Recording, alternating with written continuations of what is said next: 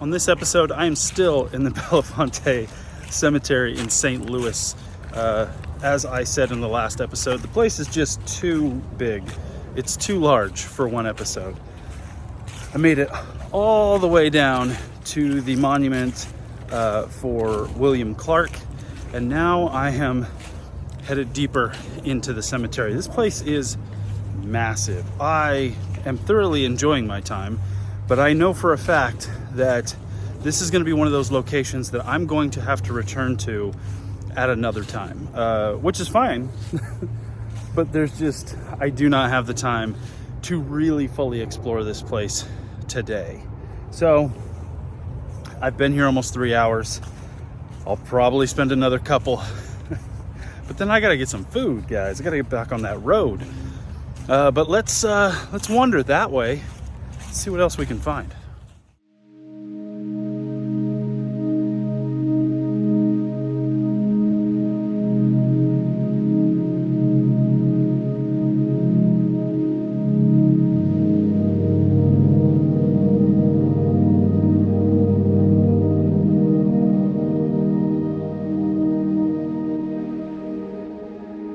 You know what's a little rough when you're wandering around a massive cemetery for hours and hours and hours?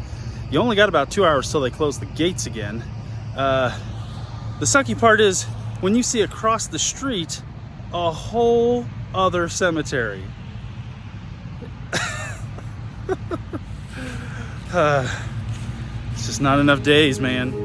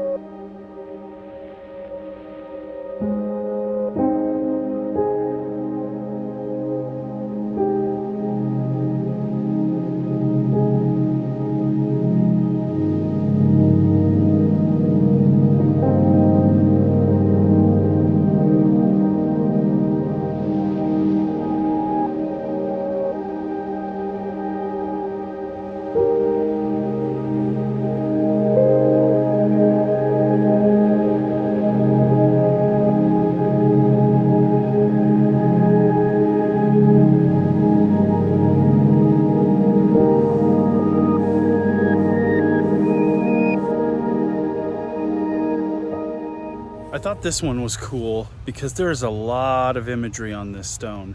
Now you can't really read the inscription too well. It's pretty much worn away, but all this imagery is still there. It tells an interesting story.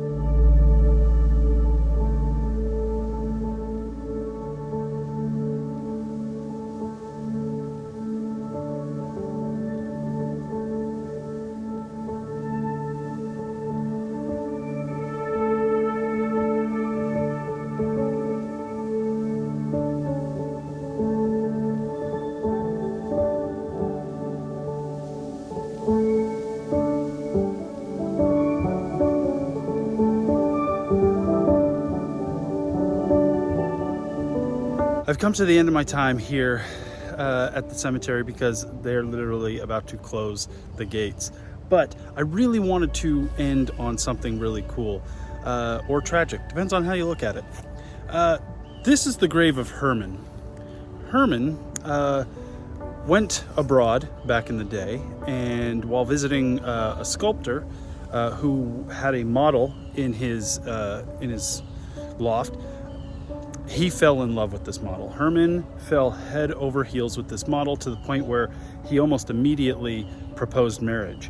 But she didn't really respond well to that. She's like, no, I'm good. I'm like, no, thank you.